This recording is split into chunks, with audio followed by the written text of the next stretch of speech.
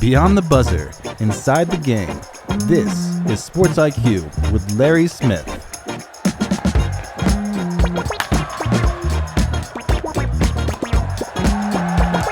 Hey, it's a good Monday. Glad you're with us here. 27th of July. Larry Smith here, Sports IQ. Good show coming up. We've got Stephen Pridgen-Gardner talking a little WNBA. We wrap up the All-Star Weekend that's coming up. We've got that to look forward to.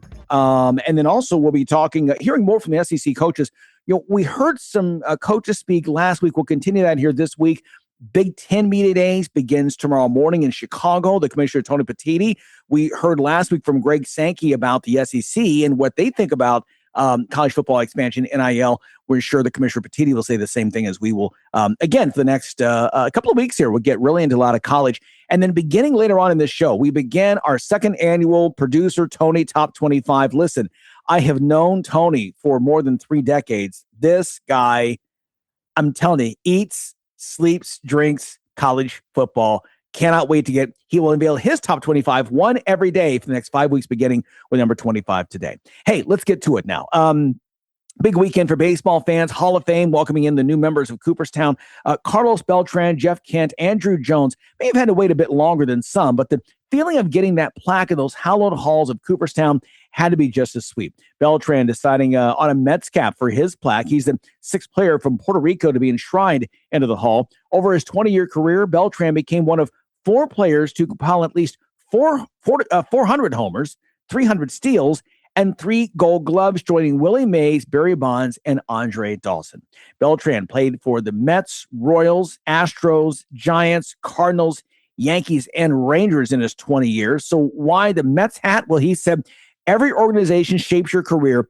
New York shaped my life. It was here where I experienced my greatest success and some of my greatest challenges. Playing for the Mets made me a better man and a better leader, end quote from Carlos Beltrán. Well, the Caribbean Bell also had another member as well in this, as Andruw Jones got the call, also from the Caribbean. First person from the nation of Curacao to be elected into the hall. One of the best center fielders ever to play the game, and that's saying a lot. He was signed by the Braves as a teenager out of Curacao, debuted with Atlanta in 1996 at age 19, and made history when he was the youngest player to homer in the World Series that same season. He spent 12 years in Atlanta, winning 10 consecutive Gold Gloves, beginning in 1998 and ending in 2007. That was his final year with the Braves. Jones, also a 5-time All-Star, Silver Slugger, and the TSN Player of the Year back in 2005 when he led the National League with a career-best 51 homers and 128 RBI. Jeff Kent may have been the most emotional member of this trio on Sunday during the enshrinement. He never got more than 47% from the writers' vote in his time on the ballot, but was elected by the Contemporary Baseball Era Committee. In between fighting back tears several times, Kent spoke of the lessons from each of his stops with 6 different clubs, a journey that began with a rookie season trade that sent him from the Toronto Blue Jays to the Mets. The National League MVP in 2000, he hit .351, and of his 377 career homers as a second baseman, that's a record for the position. Only Cal Ripken Jr. and Nap Lajai have driven in more runs as a middle infielder than Kent, who had 1,518 career RBI. Kent was with the Mets in 1994 when baseball saw the World Series canceled due to labor issues, and may have given both the players and the owners a little nudge for this round of CBA talks. He said, baseball has never been better, never been more popular. My hope is that it continues to bring people together and make them want to keep coming back to the ballpark. More on field notes a bit later, including something being done that we have not seen since 1920. Time now for today's moment of awe. They were 2 of the most bizarre plays in Major League Baseball history, and they happened on this day 1 year apart. July 27th, 1988, Yankees left-hander Tommy John facing Milwaukee's Jeffrey Leonard. Leonard tapping the ball to the first base side. John tried to pick it up barehanded, but bobbled it. That was error number 1. Then threw the ball over the first baseman's head for error number 2. Then, as right fielder Dave Winfield gathered the errant toss and fired a perfect strike to home plate to catch a runner trying to score, well, John jumped in to cut it off, but threw it wide to home. A record 3 errors on one play by Tommy John. The Yankees got the win anyway, 16-3. A year later, July 27th, 1989, Dale Murphy tied a Major League Baseball record with 6 RBI in the same inning, Murphy hitting a pair of 3-run homers in the 6th as part of a 10-run Atlanta outburst as they beat the Giants. same day, two bizarre records a year apart, and they get our moment of awe. You're listening to Sports IQ with Larry Smith.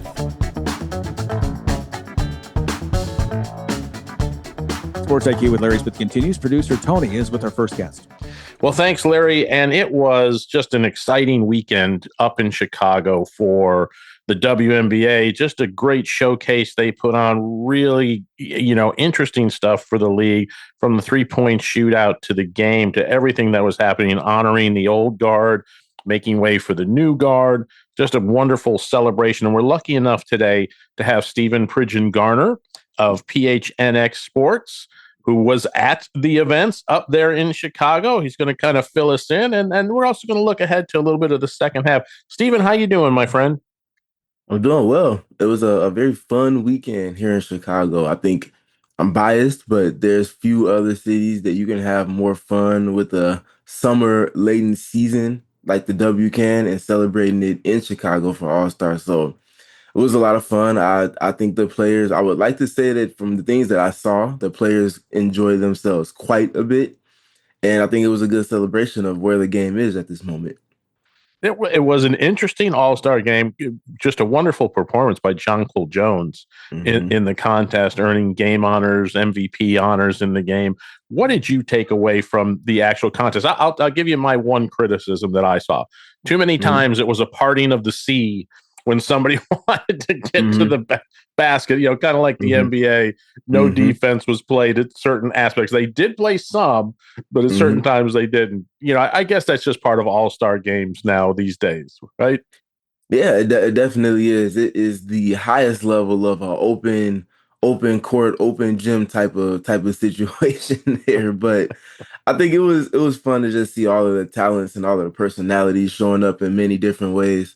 To your point, Jonquel Jones capping off the cycle of MVPs, having an All-Star MVP to go with her Finals MVP and Commissioner's Cup MVP and regular season MVP. It was really cool. It was also cool timing-wise to see her get a little vulnerable and speaking to having lost her aunt recently and them having some of the services the same day, but her getting the permission from her family to come and play in the All-Star game and then ultimately getting the MVP. That was cool to see her just kind of round out some of her career earnings with that, but also kind of being able to honor her family in that same way. Some other standouts was Marina Mabrey just coming into the game and knocking down 5 threes in 5 minutes. That was ridiculous. But we know she's more than capable of doing that. Also seeing the back and forth between players like Caitlin Clark and a few other players on the opposing team just knocking down threes, trading threes back and forth. It was a fun, free-flowing game for sure. Absolutely. And now the game is over, All-Star game, put that on the back burner. Now we move ahead into the second half. It was interesting because Caitlin had a sit down with ESPN that aired on Sunday. And she spoke about some of the criticism she's been getting and letting journalists know, look, if you want to talk about me on the court, that's fine. But attacking my personality, attacking my competitiveness, that's kind of out of bounds. What would you say about that? I mean, I agree. I think that she's a different type of superstar just because of the attention that comes with her every single move and every single word or choice of words or tone and inflection of voice and things like that. You've seen few players be covered in a similar light the way that Caitlin is, and I think that there is a needle that needs to be threaded when speaking with about someone like that. And to her point, she does a lot of stuff on the court that garners more attention than it is actually receiving in terms of assessing her game. And it feels like things get taken a different direction far, far, far too often. And I am of the faction that agrees with her on the fact that you should be keeping it a lot more respectful about her and just kind of trying to speak about the game a little bit more and stop forcing things upon her that she hasn't spoken on herself as far as her off the court endeavors and things like that. So I do agree with where she's coming from with that. Yeah, absolutely. I mean, not very many athletes in our time get that microscope treatment. We saw it Mm-hmm. happen with Jordan. We've seen it with LeBron. Mm-hmm. We've seen it with a number of baseball players and Aaron Judge, things like that. Patrick Mahomes.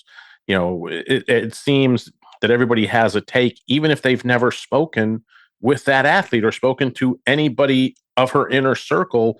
They just Mm-hmm. have a take and opinion. And I think sports journalism in itself and journalism in general would be better reporting facts and figures rather than innuendo and rumors. Would you agree? Absolutely, 100%. I think there's a level of integrity and knowing what it is you're speaking to rather than speaking just ignorantly about something that I feel like is happening a little bit too often in this current climate of the space that we work in. And that needs to change. That needs to change quick.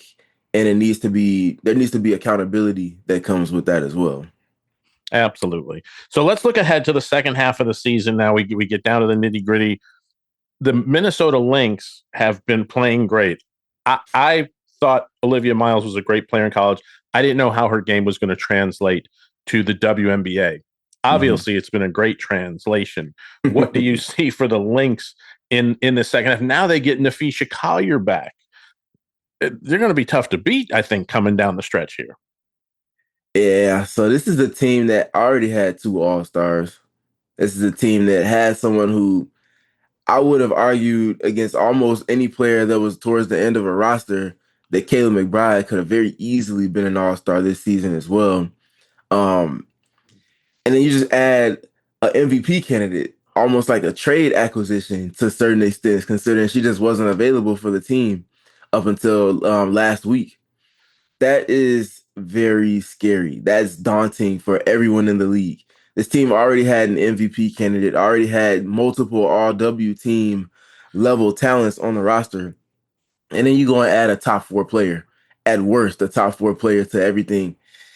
It's going to be fun. I think her coming into the game she played last Wednesday, getting up the amount of shots on the level of aggression that she did, scoring north of 20 points within all of that, and providing impact in other ways while on that minutes restriction, that just speaks to the mindset that she has. And it's going to be scary to see how she now plays off of everything that is and has been the rookie season of Olivia Miles. I think there will be some reorganization that's taking place because shot distribution is going to have to be shaved off and reshaped and things like that. But I think those are great problems to have when you have that level of talent that they've now brought into their room.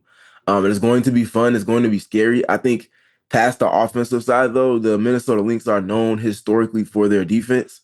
And I think their defense gets a bump up because this is Nafisa Collier is someone that has won Defensive Player of the Year before, has been in that conversation for multiple consecutive years. And that's a team that knows how to get that done on that end. It's going to be fun and it's going to be scary. Absolutely. We're speaking with Stephen Pridgen-Gardner. He is with PHNX Sports, covers the WNBA on a regular basis. Stephen, are you surprised? You're talking about defense.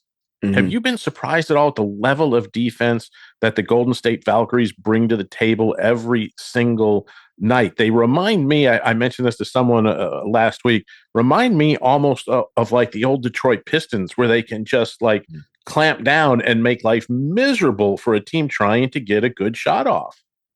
Yeah, it doesn't surprise me.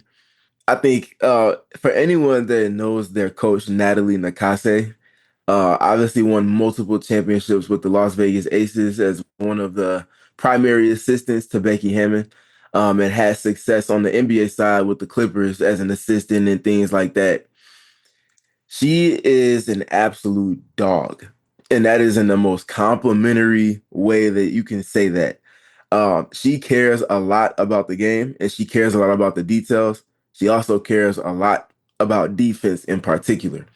And you match that with a franchise player in Veronica Burton, as well as a highly touted free agent signing in Gabby Williams. And in addition to them bringing back Kayla Thornton, those are four individuals there that care a whole lot about defense. So the team goes as the kind of ring bearers of their culture go, and those four aligning so much with defense.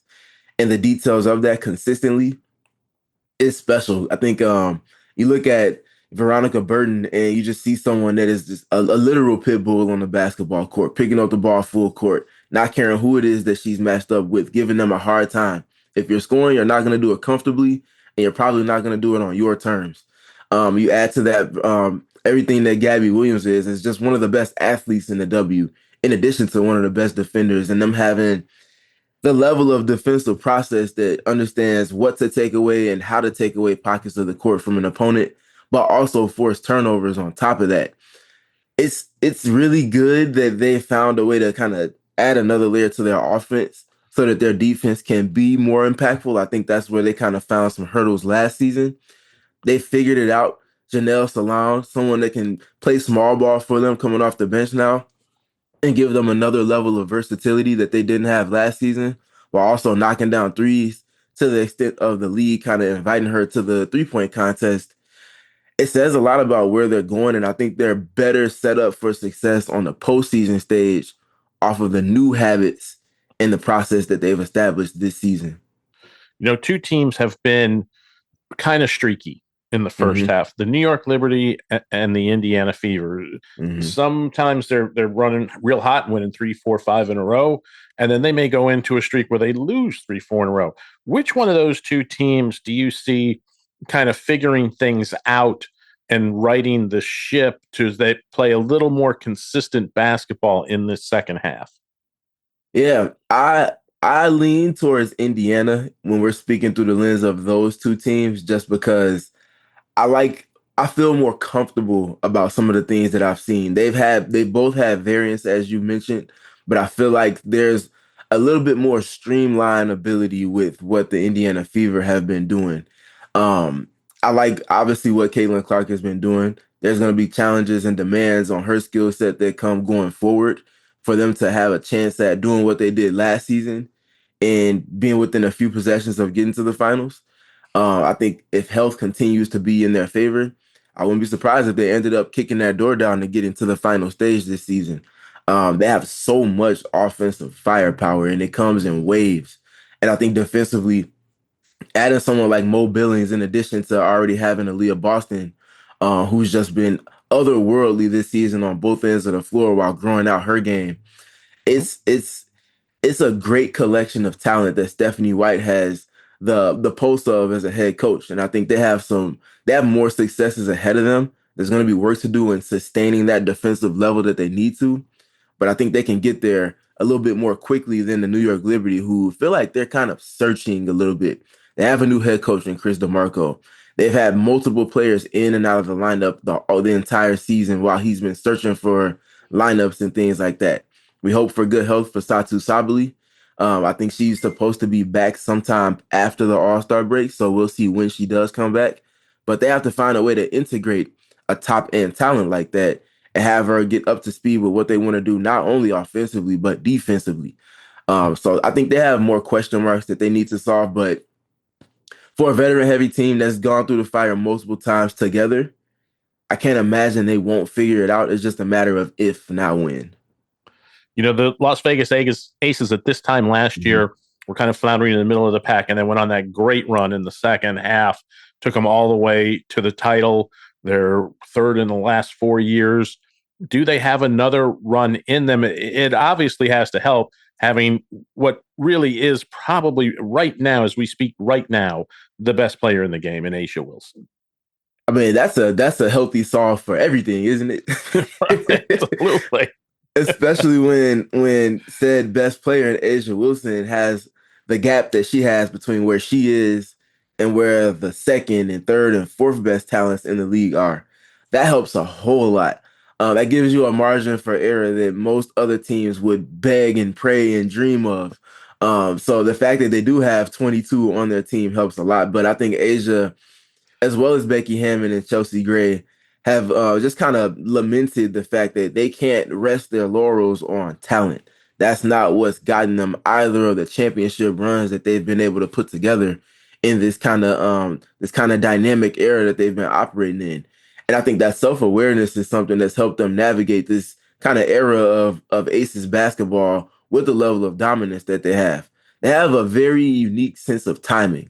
They might not always show it in a sustainable manner, but when those kind of adversity-filled times come, whether it be regular season or playoffs in specific games, they have a level of togetherness they're able to compile that really just shows just how close and connected they are. That nucleus they have is special.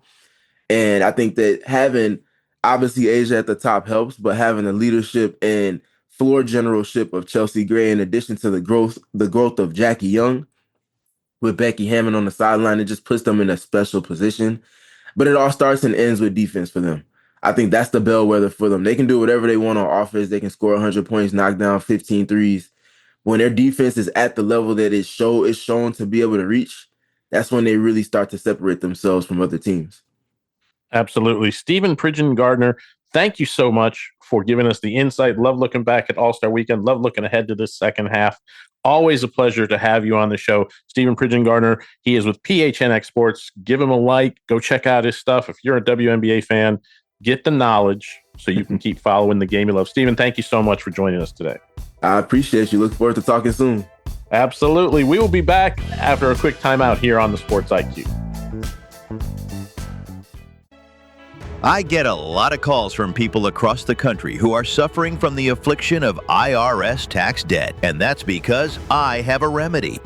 Hi, I'm the tax doctor, and if you're having any of these tax issues, call me right now. My team specializes in helping people over the age of 50 solve their tax problems, and the bigger your tax problem is, the more money you can save. If you owe the IRS money, or you're about to owe the IRS money, or even if you need to file years of unfiled returns, call us right now. Our friendly, highly trained representatives are waiting right now to take your call. Over the years, we've helped thousands of people just like you stop the tax liens, wage garnishments, and harassing phone calls. You don't need to send the IRS a big fat check. We can negotiate a lower amount. That's what we guarantee for you. So call us right now. Call 833-789-3068. Do you want to save money on your next flight? Then pick up the phone and call. That's right, call. Because the best prices on airline tickets are not online. They're with SmartFares. See, SmartFares has special deals with the airlines. When they have unsold seats, they use SmartFares to fill them. So you get airline tickets at ridiculously low prices. They have access to great prices and discounts with over 500 different airlines, plus 300,000 hotels and rental car companies. Their prices are too low to publish online. The only way to learn more is make a free call. With the extra money you'll save, you can book another trip or treat yourself to dinner or shopping. So stop searching all of those travel sites to find the lowest price on your next trip. Let one of our SmartFares expert travel agents find the best prices for you. Call SmartFares today and get the best price on your next trip.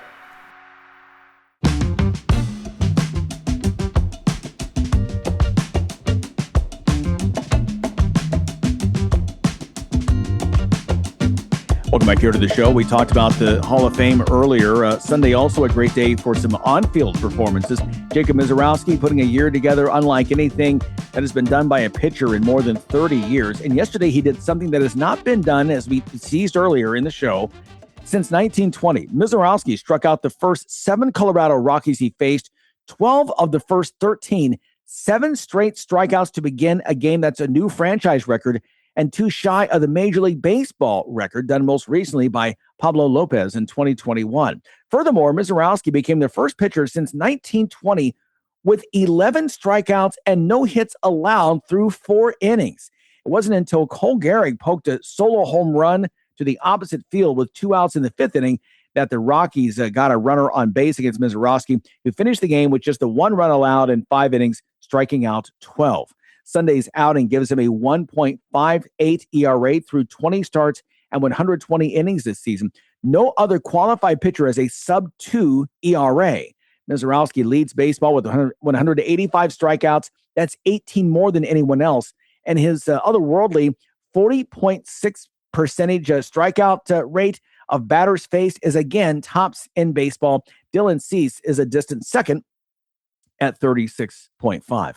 Also a big day for White Sox rookie Munetaka Murakami. It was Murakami bobblehead day at Wright Field, and his parents were also in attendance. He came into the game having not homered since May 27th. He missed some time with an injury in that space, but put an end to that drought in the bottom of the first when he blasted a 385-foot two-run shot to give the White Sox the lead, and they would not give it up on the way to the 12-3 win over Houston. Murakami finished the day 3 for 5 with 2 homers, giving him 22 dingers on the year, and a career best 6 runs batted in for the game, as the Pale Holes have now a 2.5-game lead over the Guardians in the Central. I think the Murakami parents should come more often. What do you think? Speaking of the Guardians, they ran into a buzzsaw by the name of Drew Rasmussen on Sunday. The Rays starter he threw 7 innings of one-hit ball, allowing a leadoff double to Stephen Kwan to start the game before retiring 21 of the final 23 batters that he faced, including the last 12. Rasmussen struck out 9, walking only 1. The Rays 1-0 win over Cleveland, giving him a series sweep of the Guardians. And in case you're wondering what is happening in Philly after the Sixers signed LeBron James on Friday, well, it seems they're doing a remake of the Blues Brothers movie. They're all getting the band back together. Kentavious Caldwell-Pope planning to join the Sixers after reaching a buyout agreement with Memphis. This is according to lead sources telling The Athletic. Caldwell-Pope joining the Sixers would reunite him with LeBron, who announced on Friday that he'll be signing with the Sixers for his NBA record 24th season. Caldwell-Pope and James won an NBA championship together with the Lakers back in 2020. Caldwell-Pope, also a member of the Denver Nuggets title squad in 2023. So he brings a pair of rings, trying to get now a third in Philadelphia. And then some other news that caught our eye over the weekend here from Stanford University. Stanford football players have formed a campus chapter of the College Football Players Association, making the Cardinal the first team to partner with the organization, which aims to eventually unionize college athletes. Now, the players not yet petitioning to form a union or be deemed employees, but their announcement on Monday marks a first step towards building a structure for college athletes to collectively bargain just the way that pro athletes do. It was a once verboten idea that has gained popularity in recent years as high-level college sports becomes more professional. The CFBPA hopes to establish bargaining rights on a conference-by-conference basis. That's according to Stanford chapter leaders Fisher Anderson and Ernest Cooper, who play center and linebacker, respectively, for the Cardinal. If and when the organization has signed up the majority of players at every school in a conference, it plans to take steps to formally unionize. Anderson and Cooper tell ESPN it could be years before the players are able to bargain with the ACC officials, but they believe their decision will encourage other teams to join in. Listen, it's going to be a crazy season of college football. All right, back with more after this.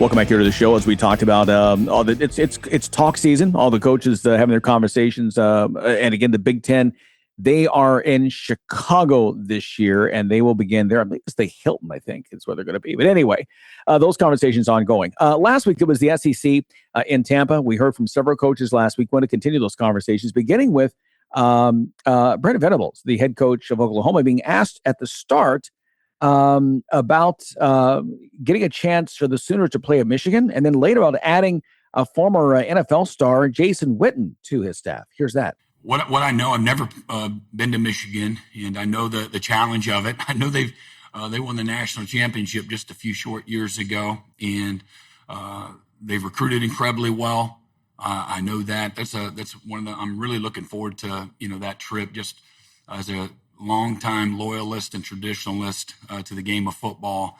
The history, the tradition there takes a backseat, to nobody, and so that part of it's cool. But it's not a nostalgic trip. This is a business trip, and you got a championship staff in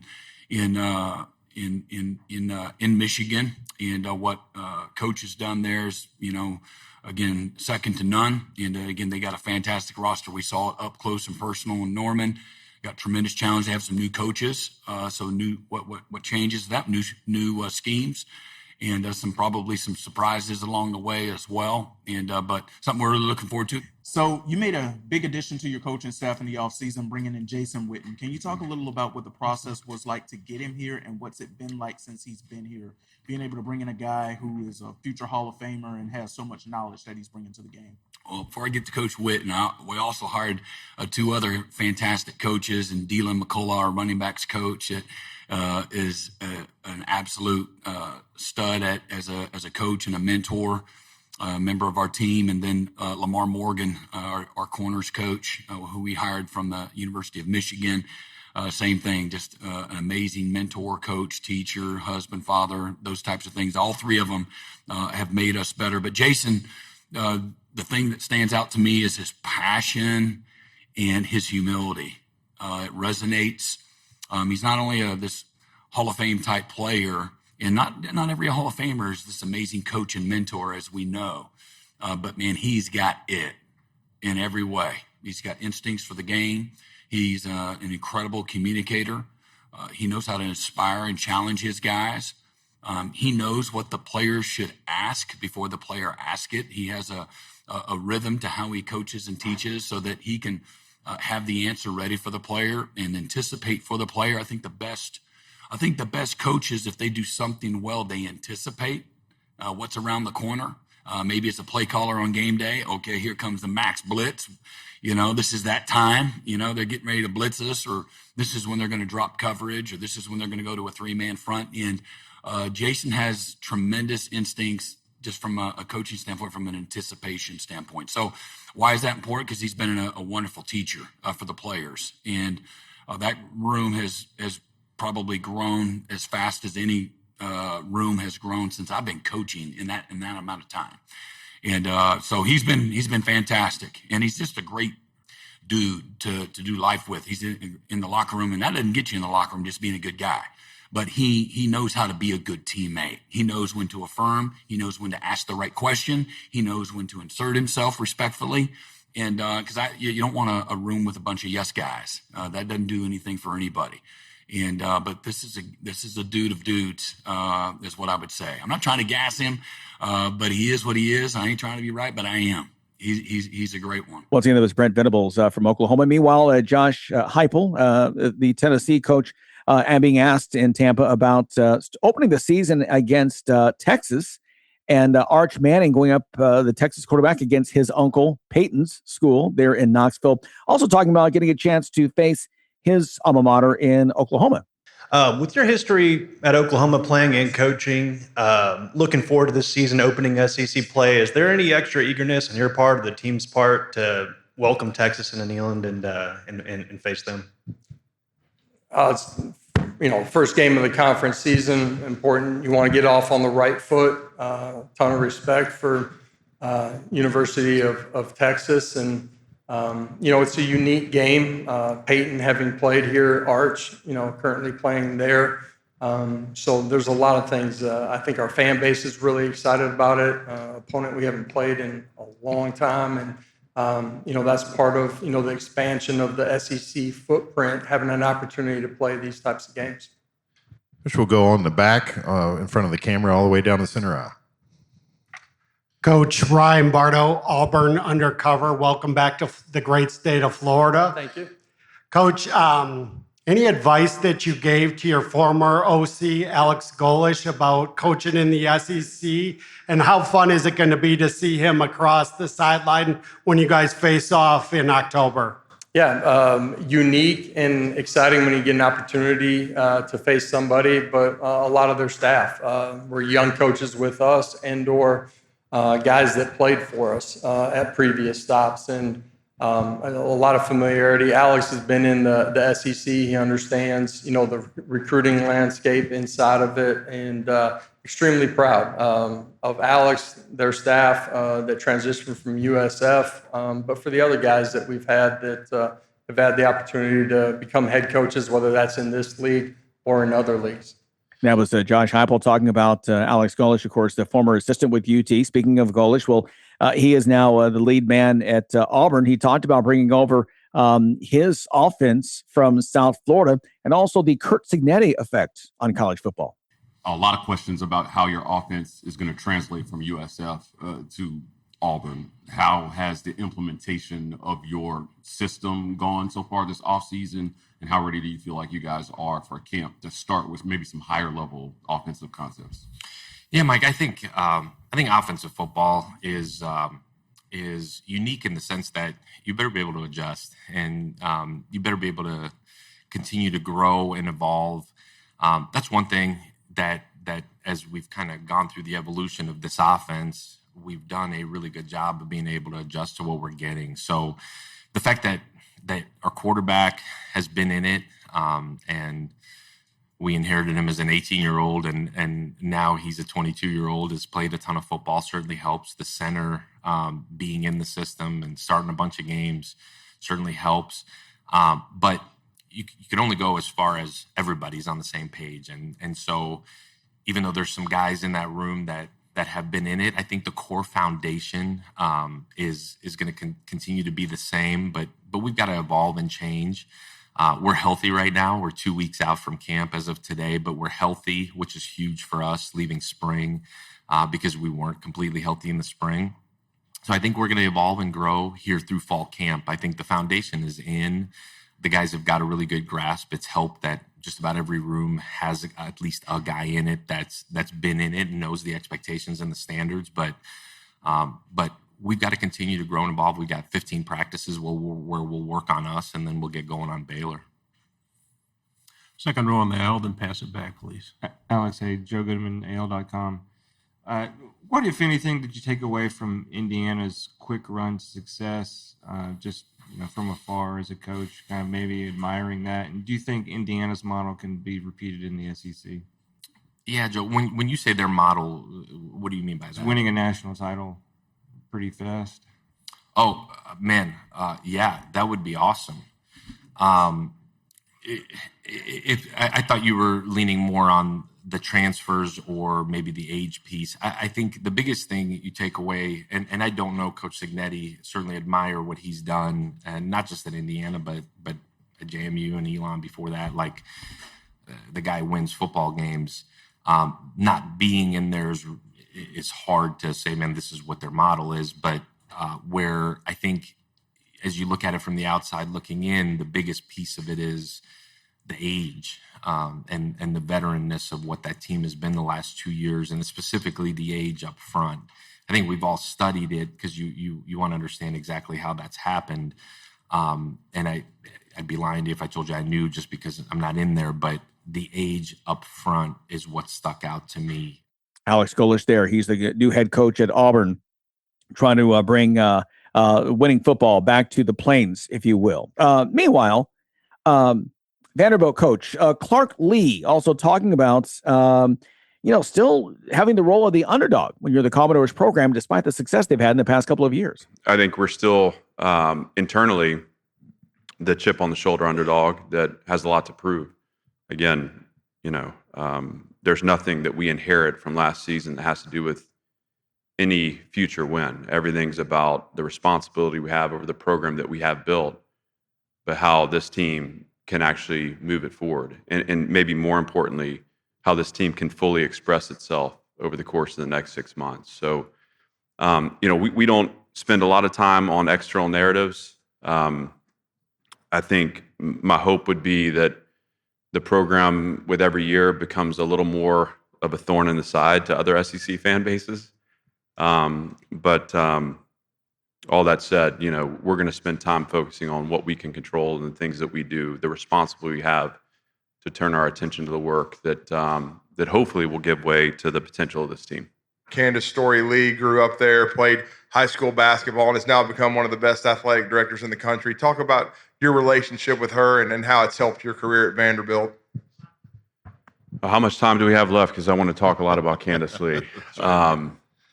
Let me start, out of respect for the question, Cole and Micah both have become really special members of our team and our program. I think they're at different points in their career.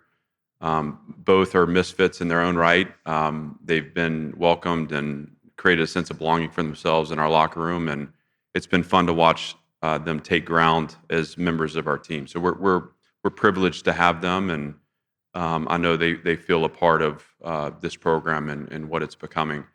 With Candace, you're talking about outside of athletic directors, maybe the single greatest leader, certainly that I've been around.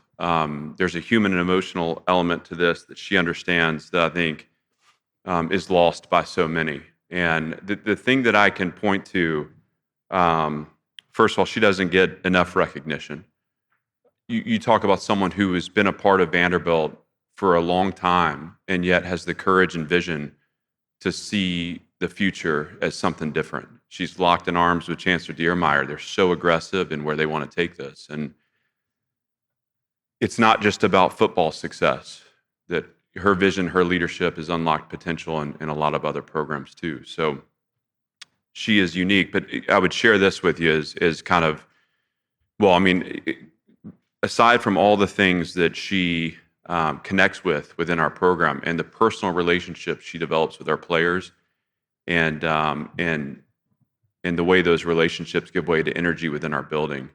In 2023, when we were going through a really challenging season, I think 99% of people would be marching down the hallway to point a finger at the football coach and say, "You got to get this fixed." I can't express how supportive she was and how much of a partner she was in those hard moments. She is so tough. I mean, here's someone who has overcome every odd and still has to fight down and beat down all these external labels that get placed on her. All she did in that tough moment was be at her best. And I'm grateful for that, independent of what this program has become because of that level of partnership and leadership. I'm grateful for the example she showed me of what that looks like. And so, again, I could take the rest of the time talking about Candace. She's the best of the best, and I hope that the world's paying attention to what she's doing because I think it's important. There's an important thread that needs to be pulled into our society more broadly. Thank you for that question. Clark Lea of Vanderbilt talking to Ayers. Again, we were hearing from some coaches. We will hear a few more here later on here this week. Stay with us. Much more to come after this.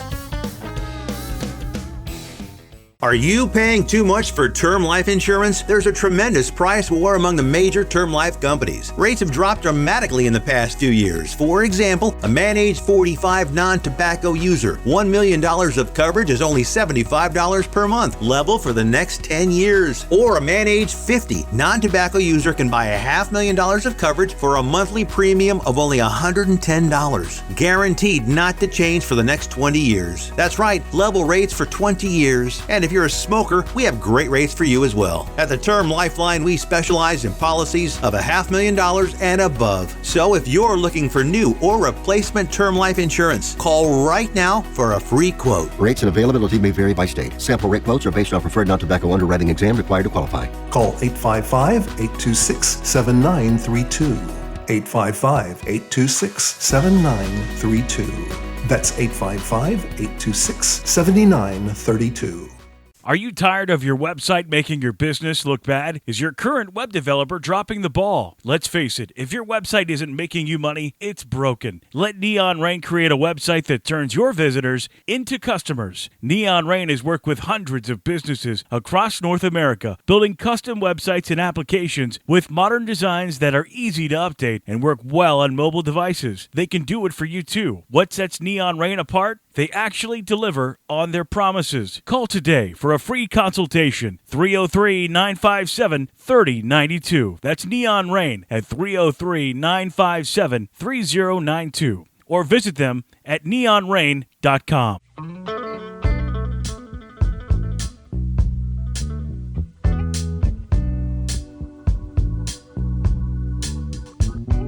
As advertised, we end the show. It is that time of year. Producer Tony's second annual preseason top 25. Tony, always looking forward to this because you really do your homework on this. And that's the thing. And I do want to make this clear. And I'm not trying to denigrate anybody else who does this. To do preseason polls are really tough because, listen, for the most part, you don't really know, right? I mean, who's going to fill in and play what and do this and react to whatever and any injuries during the season. And so it's a tough thing to do. So I really appreciate the time you put in on this. What are your thoughts before we start with number 25? I think it's going to be an interesting year. I think you've got a real sense of there's a top 10 And then once you get in that rankings that I have from 25 to 11, boy, they could be jumbled up any which way that you want.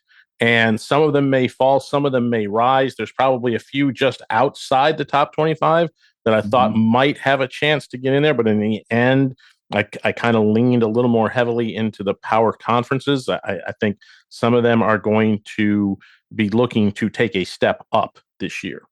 Okay. So with that, let's begin. Number 25 on your preseason list is South Carolina. I had them, last year up around the top 10. I think I started them off at 11th. Obviously, that didn't work out real well for me. They bottomed out at 4-8. They were just horrible. However, I really think that this team can turn it around and get from 4-8 to 8-4 in a heartbeat. And the biggest reason is, look, I love Lenoris Sellers. I loved him last year. I still love this kid. He is 6'3", about 240 pounds, can run, got a cannon. That is just an absolute howitzer of an arm to throw the football. What I really like about him is you have to respect his running, but he is not just going to willy-nilly run. He is going to try to keep the play alive, looking to make something happen with the arm before taking off when everything breaks down. The big thing last year was, Larry, their offensive line was just, they weren't good.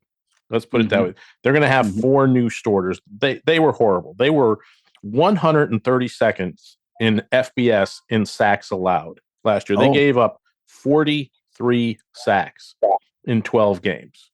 That can't happen. If that happens again, they're going to be in just as bad a shape. However, when you've got guys coming in new, if they can make a little, they don't have to make great improvement.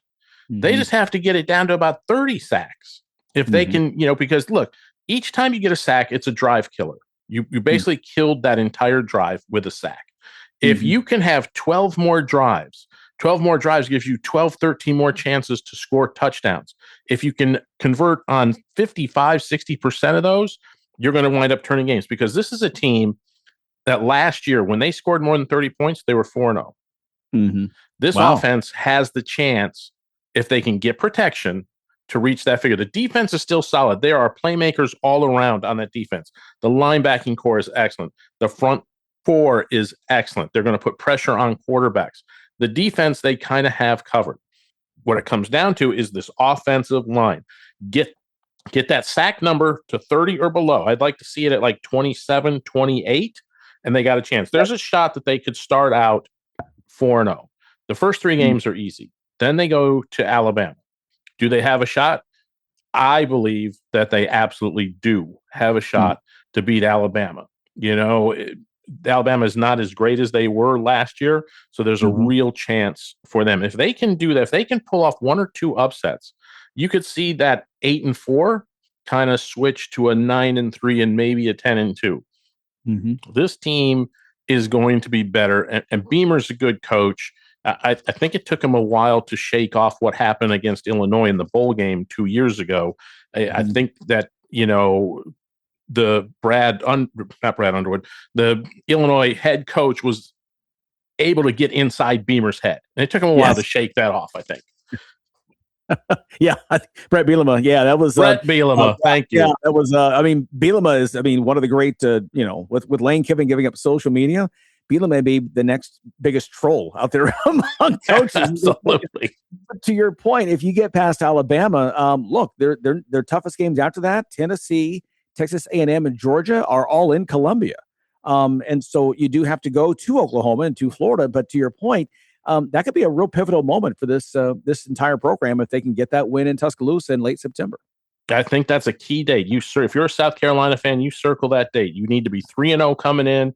You can't get upset by any one of these, obviously winnable games up front.